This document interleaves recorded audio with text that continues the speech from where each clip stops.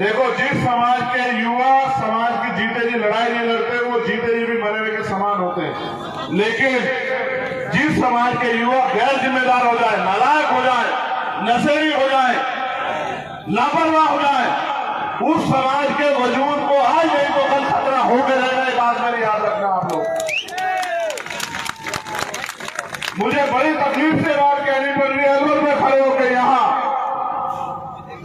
कि यहाँ के 30 साल से ज्यादा उम्र के लोग ज्यादा जिम्मेदार हैं, यहाँ का नौजवान कम जिम्मेदार है। मुझे बात कहनी पड़ रही बड़ी तकलीफ के साथ, क्योंकि हमारे सरपंच यहाँ बैठे हैं, हमारे समाज का कि नाक यहाँ बैठे हैं बहुजन समाज के, लेकिन 9 घंटे में उन्होंने 1 मिनट के लिए अपनी जगह नहीं छोड़ी, बिल्कुल पूरी ईमानदारी से बैठे हुए हैं। और ये जो अभी भीड़ में से यहाँ आए, ये पूरे कार्यक्रम को अपने हिसाब से चलाना चाहते हैं। एक समय देगा समाज, तुम्हें अवसर देगा चलाना। जब तुम्हारी पीठ पे समाज का बोझ होगा, तुम्हें एहसास हो जाएगा कि हल्ला मचाने से कितने काम सफल होते हैं। चिल्लाने से, बोलने से नहीं सफल होता, तैयारी करने से सफल होता है। बहुजन समाज में जन्मे सभी संतों गुरुओं महापुरुषों को नमन करता हूं। नमन इसलिए करता हूं, उनको पूजने के लिए नहीं, उनकी तस्वीरों पर माला चढ़ाने के लिए नहीं, उनको नमन इसलिए करता हूं कि उन्होंने ना दिन देखा, ना रात देखी, ना धूप देखा, ना छांव देखी। उन्होंने अपनी सुख सुविधाएं देखी, अपने बच्चे और खुद के जीवन को हमारे ऊपर कुर्बान किया। और ना होते हमारे रहबर तो आज आपका ये खून इस मंच पे खड़े होकर अपनी बात को नहीं रख रहा होता, और ये कुर्सियां नहीं लगी होती अगर नहीं होते हमारे रहबर, जिन्होंने अपना सब कुछ कुर्बान कर दिया कि उनकी आने वाली नस्लें इस देश में गुलामी का जीवन ना जिए। ये जो आज मिला है, ये आज की देन नहीं है मेरे लोगों। इतिहास याद करो, इसकी शुरुआत गुलामी के समय राष्ट्रपिता ज्योतिबा फुले ने शुरू की। उनको गुरु मान के डॉक्टर बाबा साहब अम्बेडकर ने आगे बढ़ाई। उनसे सीख लेके अपनी क्लास 1 की नौकरी छोड़ के लात मार के नौकरी पे मान्यवर काशीराम साहब ने इसको आगे बढ़ाया। और आज इस समाज के कंधों पर जिम्मेदारी है कि अपने परिवार के साथ अपने समाज और अपने महापुरुषों के आंदोलन को कामयाब करने के लिए काम करें। आप ये सोचो, अगर आप महापुरुषों की सच्ची औलादे हो तो मुझे जवाब दो कि महापुरुषों का कारवां पूरा नहीं हुआ, हम लोग चैन से कैसे सो सकते हैं? आप बताओ। महापुरुषों का कारवां अधूरा है, महापुरुषों के सपने अधूरे हैं। समाज आज भी रोटी रोटी के लिए मोहताज है, जुल्म जाति बढ़ रही है, लोगों के पास पीने के लिए साफ पानी नहीं है, पहनने के लिए अच्छे कपड़े नहीं है, खाने के लिए अच्छा भोजन नहीं है, ढकने के लिए पक्की छत नहीं है। जाति के नाम पर अन्याय हो रहा है, धर्म के नाम पर अन्याय हो रहा है, खाल उतारी जा रही है गरीबों की। जितेंद्र मेघवाल, इंद्र मेघवाल, कार्तिक भील, ओम प्रकाश रैगर, हाथरस का मामला, कितनी घटनाएं याद दिलाऊं, नासिर, जुनैद, असगर, तोला गुजर, क्या क्या याद दिलाऊं आपको? आप जानते हो, मैं भले ही आपकी खुशी में शामिल होने आता हूं या ना आता हूं, लेकिन जब भी राजस्थान में अन्याय होता है, कोई ऐसा एक मामला नहीं होगा कि मैंने यहां आपके बीच आके आप इस लड़ाई को मजबूती से ना लड़ा। कोई ऐसा मामला नहीं होगा। और मैंने प्रयास ये किया कि हमारा नौजवान अपनी जिम्मेदारी को समझ ले। और क्यों समझ ले, मैं बताना चाहता हूं। जिन बहनों के साथ अन्याय होता है, वो बहनें उम्मीद करती होंगी कि उनकी रक्षा सुरक्षा करने वाले हाथ खड़े होंगे आके। उनकी वो माएं उम्मीद करती होंगी कि उनके आंसू पूछने वाले उनके औलादे आके खड़ी होंगी। वो बुजुर्ग जिनकी पगड़ी उछाली जाती है, वो उम्मीद करते होंगे कि उनकी संतानें उनके इस अपमान का बदला उनको सम्मान का जीवन देके देंगी। लेकिन अगर नौजवान अपनी जिम्मेदारी को भूल जाए, जिस पिता का पुत्र कपूत हो जाए, वो पिता जीते जी भी मरे हुए के समान हो जाता है। आपके कंधों पर जिम्मेदारी है नौजवानों। क्या जिम्मेदारी है सुनो। आज देश के संविधान को बर्बाद करने की, खत्म करने की तैयारी सरकारों ने कर ली। मैं अब राजस्थान की बात करूंगा। आप यहां सुबह से इंतजार कर रहे हो। आप समाज का मान हो, आप इस समाज के हक वंचित समाज के योद्धा, आपको समाज का नेतृत्व करना है। राजस्थान में पिछले 5 साल में हजारों आंदोलन हुए। हर आंदोलन में हमारे लोगों ने पूरी एनर्जी लगाई, लेकिन न्याय के नाम पे सिर्फ हमारे साथ मजाक हुआ। मैं सीएचए की भर्ती में आया, छोड़ो उत्तर प्रदेश में मैंने कितनी जेलें काटी, छोड़ो। सीएचए की भर्ती हुई, सीएचए का आंदोलन चल रहा था बच्चों का। मैं आया, यहां की सरकार ने 4 दिन मुझे जेल में भेज दिया। मैं हंसते हंसते चला गया, क्योंकि आप जानते हो कि कोई जेल मेरा हौसला नहीं दिखा सकती। मैं आपका खून हूं, कोई जेल मेरा रास्ता नहीं रोक सकती। मैंने आपसे लड़ना सीखा कि किस तरह से मुसीबतों में आपने हमें अपने पेट को भूखा रख के हमें पाला, उधार लेके अपनी टूटी हुई चप्पल पहन के उन फटे हुए कपड़ों में हमें पढ़ाया और हमें इस लायक बनाया कि हम इस समाज की लड़ाई लड़ सके। थर्ड ग्रेड टीचर जो है उनके ट्रांसफर नहीं हुए, उनके आंदोलन को लड़ने में आया, सरकार ने रोक दिया। मैं जितेंद्र मेघवाल की जब मुझे रखने पर हत्या हुई, मैं आया, सरकार ने मुझे एयरपोर्ट पे बंद कर दिया। इंद्र मेघवाल को जब मटकी छूने पर हत्या हुई, मैं आया। ये ताली बजाने का विषय नहीं है।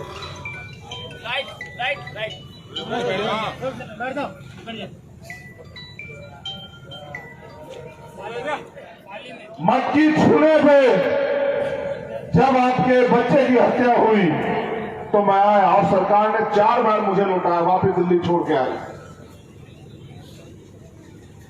ओम प्रकाश रेगे ने सुसाइड कर लिया क्योंकि उसके पिता का अपमान हुआ, उसके पिता को पीटा गया, उसके पिता को अपमानित किया गया, वो बच्चा न्याय नहीं दिला पाया, उसने सुसाइड कर लिया। उसकी लाश को लेकर 3 दिन में बैठा रहा आंदोलन में।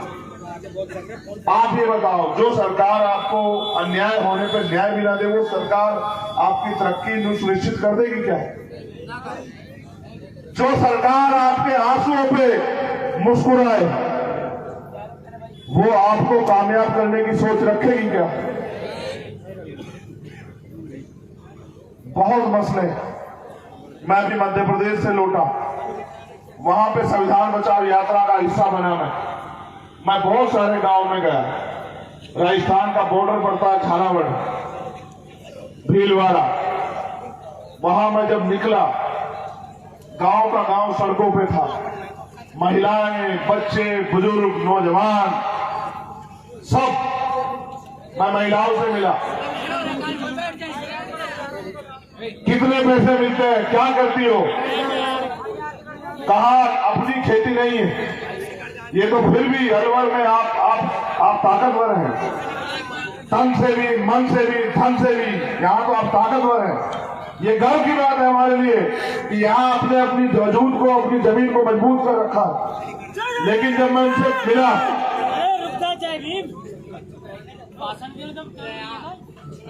तो मैंने पूछा क्या करती हो? कहा कि दूसरों खेतों में काम करते हैं। हमने कहा क्या मिलता है? कि 150-200 रुपए।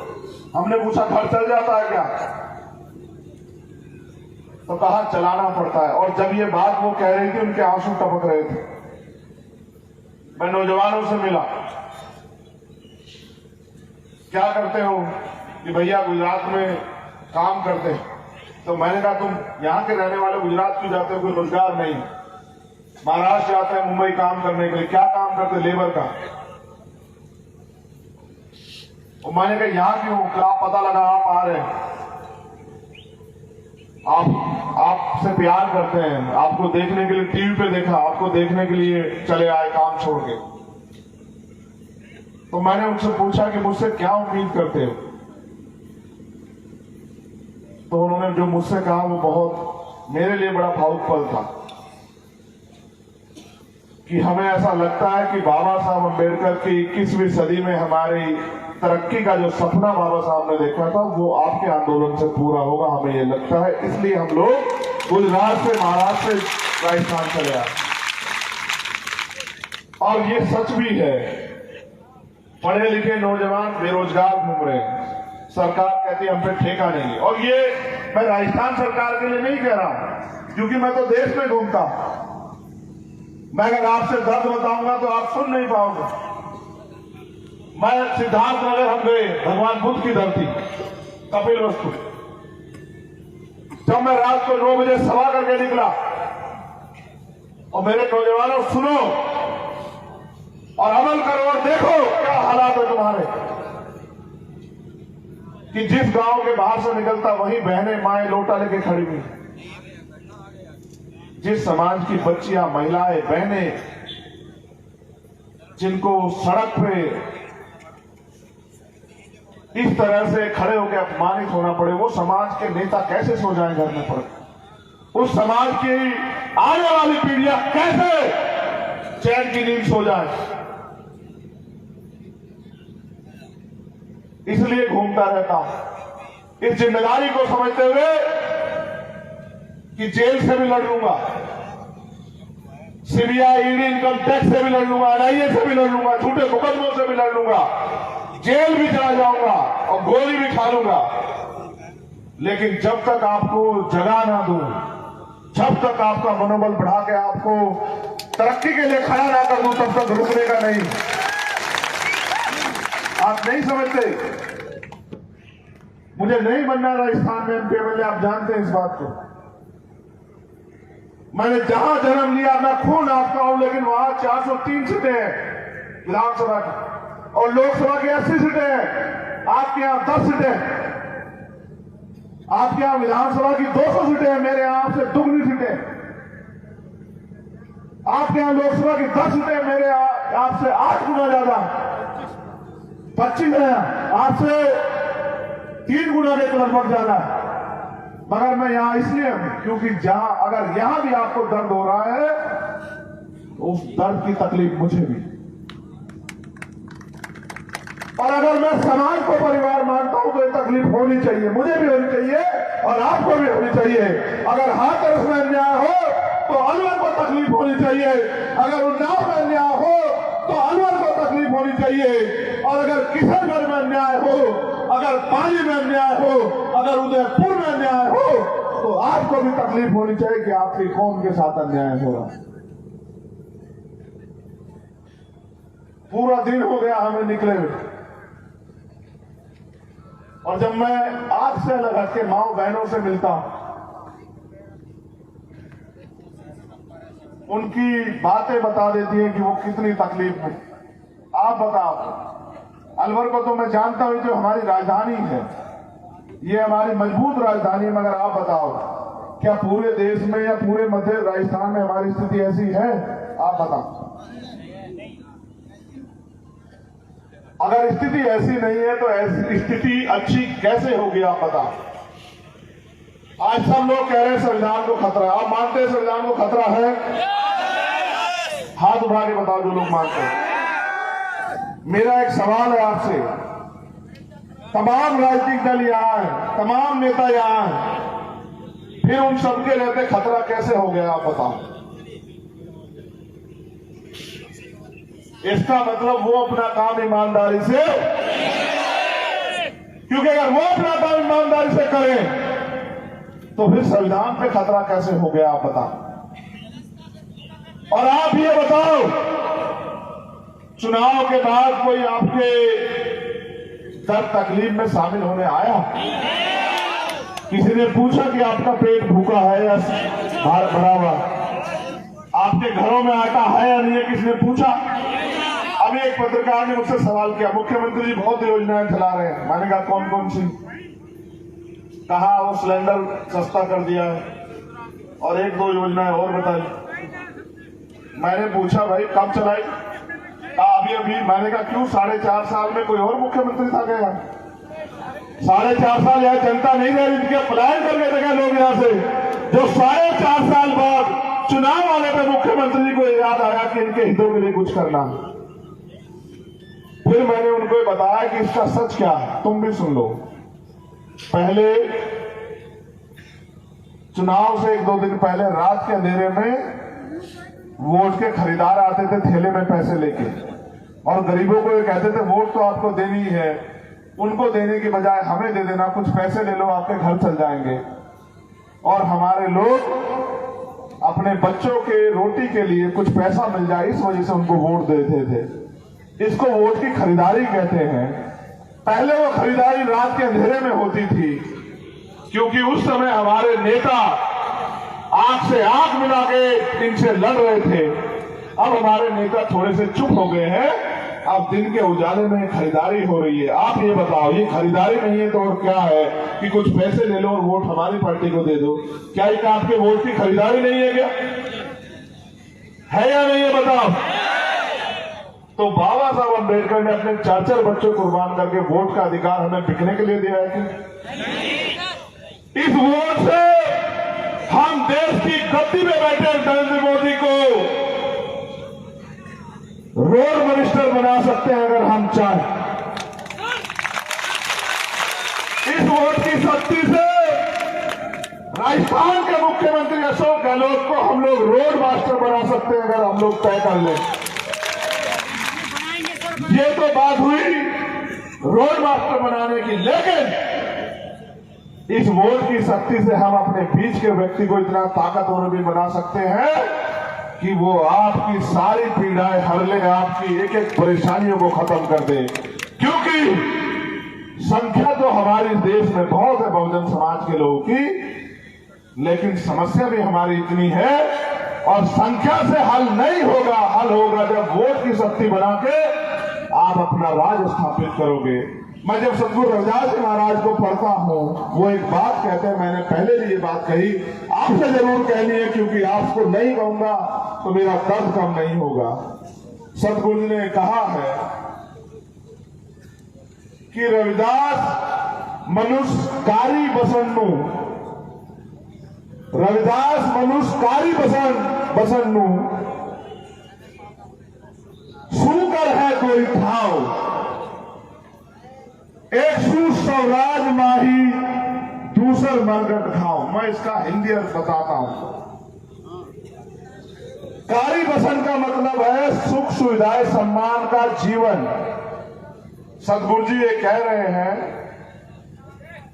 कि सुख सुविधा और सम्मान का जीवन अगर चाहिए, उसके 2 रास्ते हैं सुख शांति से जीने के। पहला, स्वराज कि अपना राज हो तो सुख शांति से जी सकते हैं, वरना मरघट गांव, जब हम शमशान चले जाएंगे तो सुख शांति आएगी, क्योंकि फिर नहीं पता क्या हो रहा है।